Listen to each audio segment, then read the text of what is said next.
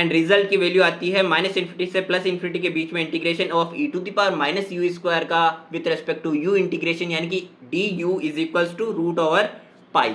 सो यहाँ पे ये वाली चीज आपको याद रखनी है फर्स्ट ऑफ ऑल तो, और दूसरी चीज कि ये चीज आई किस तरह से, उसको मैं एक बार लास्ट बार यहाँ पे एक्सप्लेन कर रहा हूँ इसका प्रूफ बता के, क्योंकि यहाँ पे आप एक बार समझ लीजिए, उसके बाद में आपको रिजल्ट हमेशा इसको डायरेक्ट इंप्लीमेंट करना है, इसको बार बार आपको प्रूफ करके एग्जाम में नहीं दिखाना है। ओके, तो आपकी अंडरस्टैंडिंग के लिए मैं यहाँ पे इसको प्रूफ करके बता रहा हूँ कि ये हमारे पास रिजल्ट किस तरह से आया है, जिसको हमने गोसाइन इंटीग्रल के नाम से यहाँ पे लिखा है।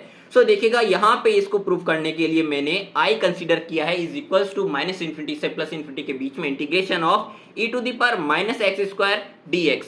सो देखिएगा यहाँ पे मेरे को इसको इंटीग्रेट करने के लिए एक और आई का ही टर्म कंसीडर कर लेना है, जिसके मैंने वेरिएबल्स एक्स की बजाय वाई कंसीडर कर लिए हैं। कहने का मतलब है एक आई तो एक्स के साथ में है वेरिएबल के साथ में, एक आई मैंने कंसीडर कर लिया as it is Y variable के साथ में। तो इन दोनों को जब मैंने मल्टीप्लाई किया तो आई स्क्वायर हो जाएगा एंड ये वाला term as it is, and जो मैंने कहा कि y के साथ में, y वेरिएबल के साथ में हमने कंसीडर किया है एक और टर्म। सो ये वाली चीज हमारे पास आ गई ये इस तरह से। अब देखो ये हमारे पास में डबल इंटीग्रल की तरह फॉर्म हो रहा है यहाँ पे, जब हम इन दोनों इंटीग्रल को एक साथ रख लिया and e to the power minus x square and e to the power minus y square के बेस सेम है, तो पावर्स को अगेन ऐड किया एंड माइनस को हमने बाहर कॉमन ले लिया, तो एक्स स्क्वायर प्लस में वाई स्क्वायर आ गया ब्रैकेट में, एंड एक के साथ था dx, दूसरे के साथ था dy, तो dx dy आ गया। अब dx dy आ गया, डबल इंटीग्रेशन आ गया, तो आपको याद आ जाना चाहिए इंटीग्रल कैलकुलस में जब हमने एरिया कैलकुलेट किया था तो वहां पे dx dy एरिया का हमारे पास एलिमेंट होता था, जिसको हम dA कहते थे। dA is equal to dx dy होता था हमारे पास, जिसको हम कार्टेशियन से पोलर कोऑर्डिनेट में चेंज करते टाइम क्या कंसीडर करते थे, r dr d थीटा। कुछ याद आ रही है ये चीजें? नहीं याद आ रही है तो देखो वापस से मैं रिवाइज करा रहा हूं, यहाँ पे देखिएगा।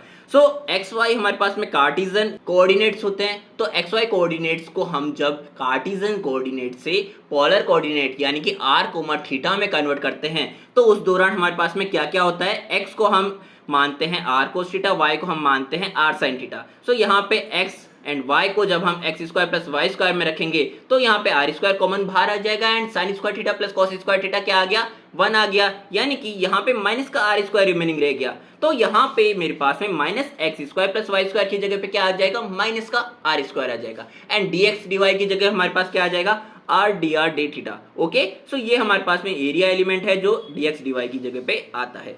सो देखिएगा अब देखो लिमिट्स हम किस तरह से चेंज करेंगे।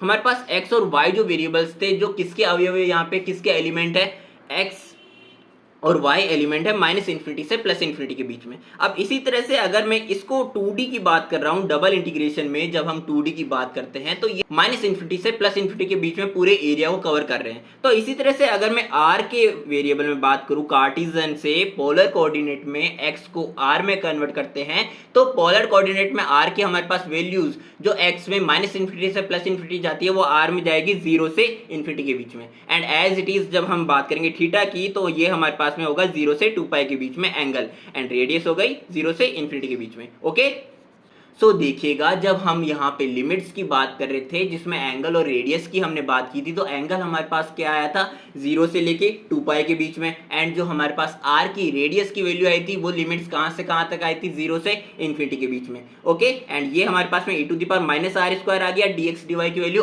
r dr d थीटा हो गई।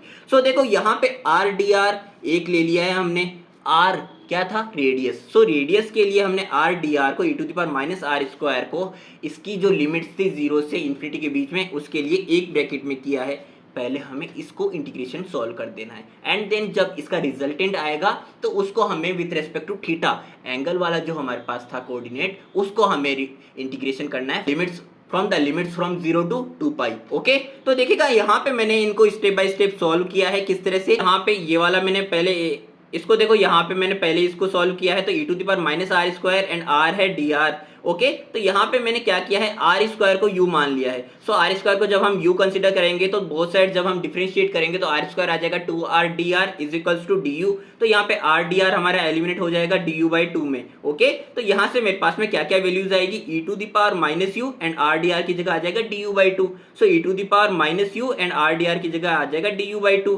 एंड इसी तरह से जब हम लिमिट्स की बात करेंगे तो लिमिट्स हम किस तरह से चेंज करते हैं वो भी देख लो, कि जब हमारे पास में r की वैल्यू 0 थी r की वैल्यू 0 थी तो हमारे पास में u की वैल्यू भी 0 आएगी, क्योंकि यहाँ पे जब हम r इज इक्वल टू 0 रखेंगे तो u इज इक्वल टू क्या आएगा, 0 आएगा। इसी तरह से जब r की वैल्यू हमारे पास इन्फिनिटी थी तो यहाँ पे जब r की वैल्यू इन्फिनिटी रखेंगे तो u की वैल्यू भी क्या आएगी, इन्फिनिटी आएगी। तो इसी तरह से हमारे पास से लिमिट्स जो है वो चेंज नहीं होगी। ओके, तो यहाँ पे लिमिट्स हमारे पास एज इट इज रहने वाली है। e to the power minus u का इंटीग्रेशन क्या हो जाएगा, e to the power minus u, and u का जो कोफिशिएंट है वो आ जाता है डिनोमिनेटर में, यानी कि माइनस का 1 आ जाएगा डिनोमिनेटर में। सो यहाँ से माइनस का e to the power minus u आया, जिसका हमें अब लिमिट्स ओपन करनी है कहां से कहां तक, इन्फिनिटी से 0 तक। यानी कि पहले हमें अपर लिमिट की वैल्यू रखनी है and then minus lower limit की वैल्यू रखनी है। सो अपर लिमिट यानी कि e to the power minus u है तो यहाँ पे e to the power minus infinity क्या हो जाएगा, 0 आ जाएगा, and then e to the power 0 क्या हो जाएगा, 1 हो जाएगा। So e to the power 0 1 हो गया, जो माइनस का 1 है।